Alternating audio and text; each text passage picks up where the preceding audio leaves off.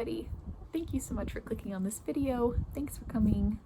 If you're here, you've probably heard that I'm promoting an emotional exercise to help heal chronic pain, which sounds wacky and woo-woo. And you're like, what is that? That sounds really weird. And so my next video is all about what exactly a mind-body approach to chronic pain entails and what that looks like practically. But this video, I really would just love to share my personal story with you, because when you're hearing that somebody has help for chronic pain and you are in the middle of a chronic pain journey, it is so hard to believe anyone, because everybody wants your money, everybody feels like a scam, everybody wants you to invest in their product and their being, and that truly is not my heart. And so I want you to hear that from me.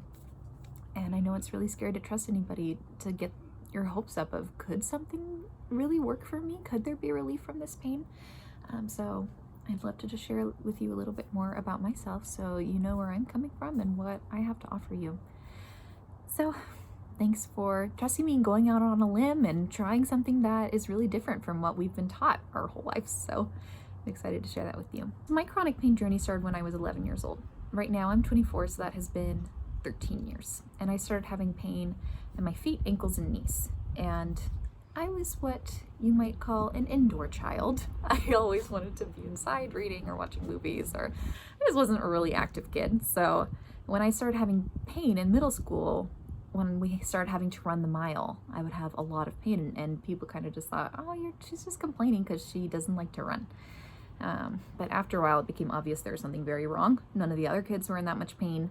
I was ending running the mile sobbing my poor little eyes out because I was hurting so badly. So we started the doctor cycle. And if you have chronic pain, you know exactly what I'm talking about, where you go to doctor after doctor after doctor, just trying to find somebody that will give you some sort of solution and tell you what's going on. And so I got these initial diagnoses of plantar fasciitis, Achilles tendonitis, patellofemoral pain syndrome, which is such a mouthful, especially for an 11-year-old. And those didn't super make sense because those are for really active people and I wasn't super active. So then I got diagnosed with having pes cavus arches, which essentially just means the arches in your feet are really high, and they are, you can see them, and that it travels kind of up your leg and affects how you walk. So you end up in a lot of pain. And the solution for that was pretty much like, this is gonna have to be a lifestyle change. Either you get surgery, we break your foot in half and put it back together again, or you don't stand a lot, you don't walk a lot, you're never going to be a runner. And this will, if you want to exercise, learn how to swim, learn how to enjoy swimming. And that was shocking at 11 to have your whole life kind of altered that way.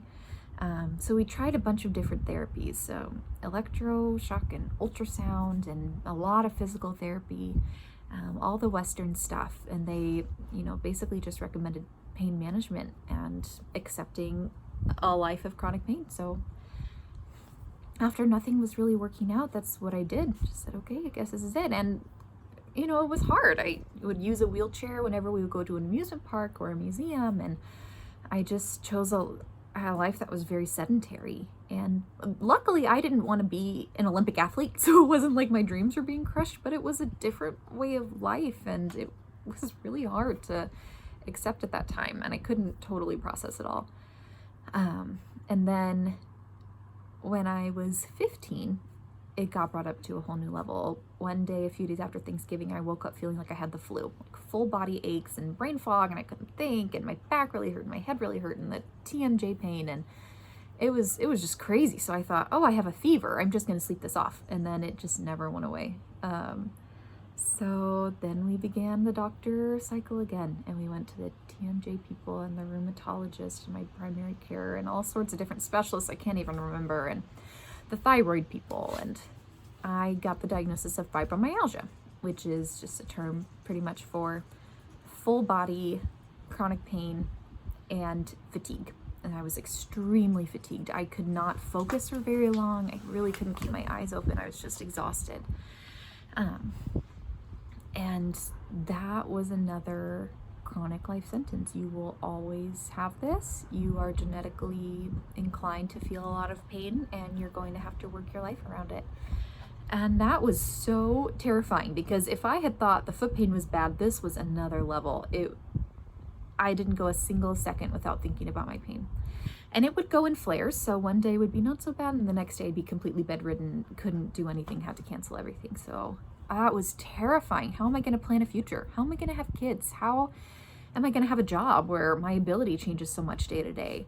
So we had to try a bunch of different treatments, and a lot of acupuncture, a lot of chiropractic work.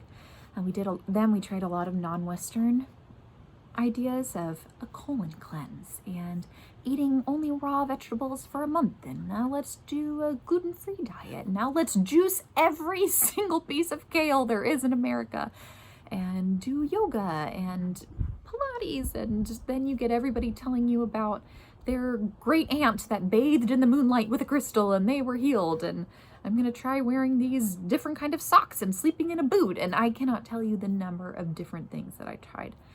And it is so expensive and so time consuming and really, really disappointing when none of them worked out. So after I gave it a real shot, I just accepted, okay, I'm gonna be disabled by this chronic illness and chronic pain. Like, this is going to be my life, and I just made my life incredibly small. I had to stop playing the violin. I had to plan a life that wasn't super physically active because it was extremely triggered by movement.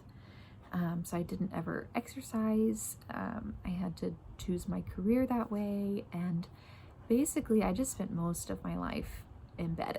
But I had decided, I just put my mind to it, I'm still gonna live and I'm still gonna do stuff. And so I studied abroad 3 times, and I went to college, and I really did try to live a normal life, but there was no part of my life that wasn't touched by fibro and the other pain.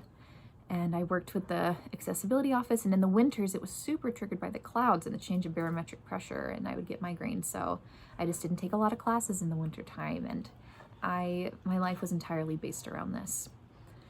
And in some ways I had accepted it in as much as you can. I started a blog. It's called But You Don't Look Sick. I was 3 posts on it. That clearly didn't last very long, but just trying to talk about how do you make a good life in the midst of constant pain and struggle.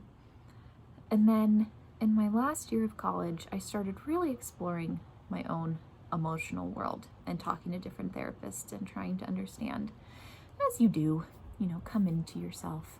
So I started getting a lot of input from different people that maybe my pain had to do with my emotions, and I was livid. A therapist said that to me, and I walked out and did not go back to see her. I was so mad. It felt like they were saying my pain wasn't real, that I was making it up, that I was immature, and that's why I was in pain, and I was not interested in that. But for other reasons, for my own emotional health, for anxiety, for depression, I started reading The Body Keeps the Score. That was the first one. And that kind of convinced me that, okay, past traumas, childhood traumas, live in your body and can express themselves in pain. And then I was working at an occupational therapy clinic and doing research, and I came across this article about how they were trying this, I can't remember what it's called, oh no, but that thing where you float and like the anti-gravity, and they were trying that for women with fibromyalgia, and they were trying to see if that would work. But an unexpected result of that study was a lot, I should have looked this up before, sorry about this, I'll link it in the bio, but some large amount of women came out of that experience recalling abuse in their childhood and severe traumas that they hadn't remembered that was expressing itself as fibromyalgia. I was really taken aback. I was shocked. I thought I didn't think that there was any real scientific evidence that this was true. But all that I was reading was showing me that yes, past traumas can live in your body and express themselves through pain. But then my thought was like, okay, well then what do I do with that? I'm still in extreme pain and I know I have trauma, but then, okay, so what? Now I just learn about that and then there's nothing I can do with it. So I was a true skeptic, very frustrated. So if you have any skepticism, I feel you. I did not like that.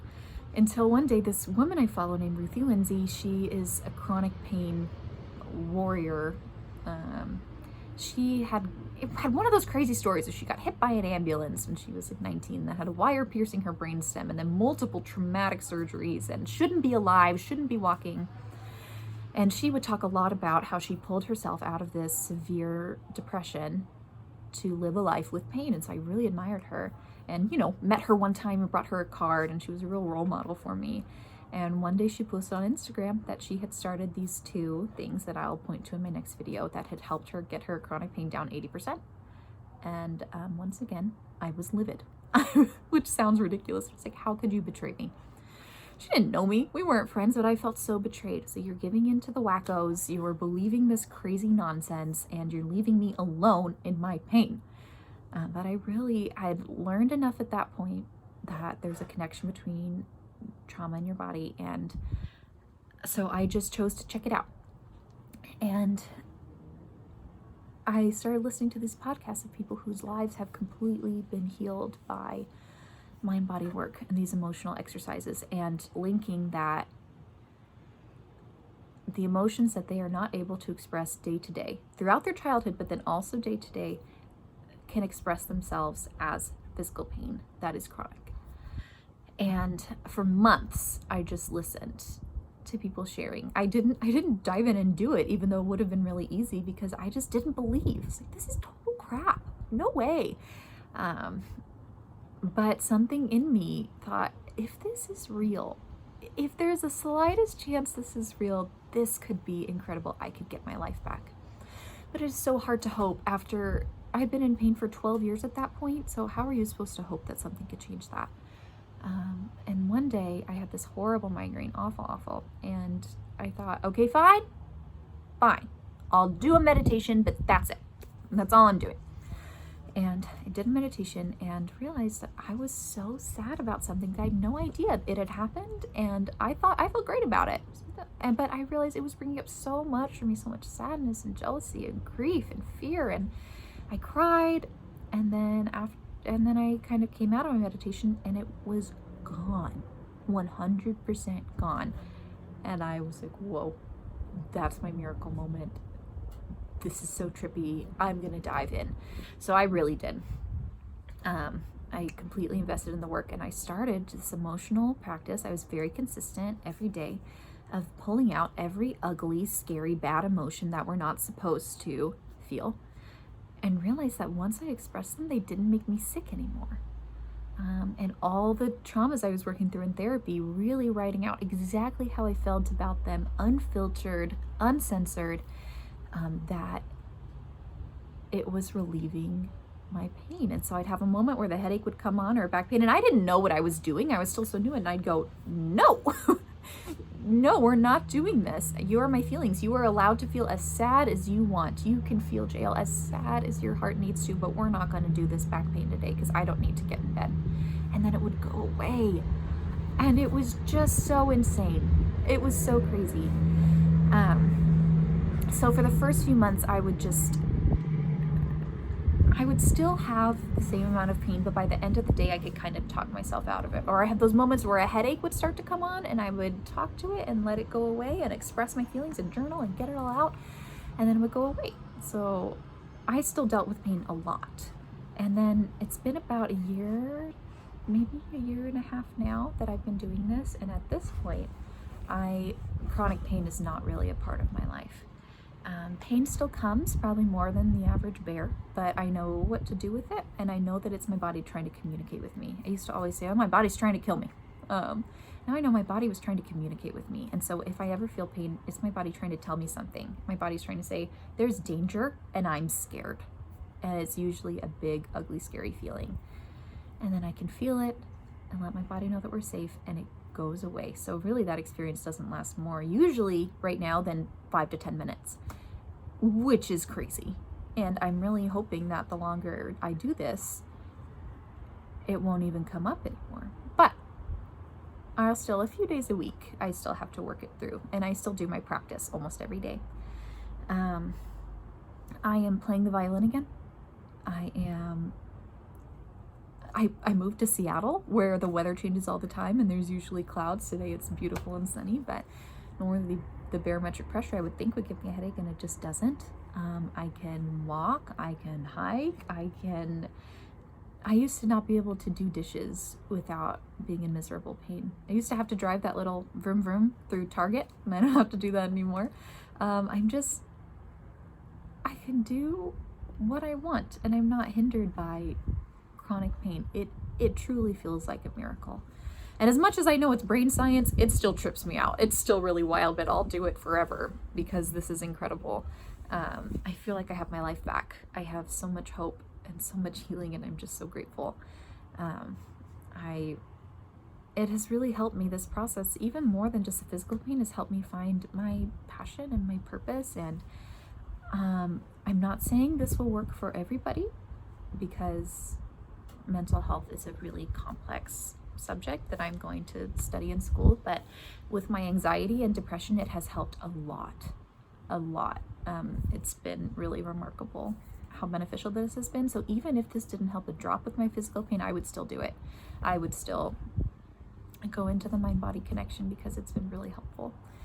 I love it. I'm just so happy and blown away by what I've been able to do in this life, and build a life that I'm really proud of and really grateful for. I've learned so much about how to be compassionate with myself, to become emotionally aware, and most days pretty healthy, and move through this world in a compassionate way towards other people, and being very holistic, and knowing that we're a system, we're a mind-body system, and how to take care of myself. I'm so grateful and just honored that I was able to find this work and create a new life and find healing. I'm not scared of having kids. I'm just not scared. I'm not afraid, which is such a beautiful thing. I still have pain and I still have discomfort, and those are part of the human experience, but I'm not worried about them staying chronic, because they don't need to. So that's my story. I hope you were able to feel the slightest bit of inspiration or excitement, or the little question mark. And if you have even that slightest question mark of, could this be for me? Check it out. Watch my next video. Send me an email. Let's get started talking, because this absolutely is for you. Thanks so much for being here. I hope that I hear from you soon. Okay, bye.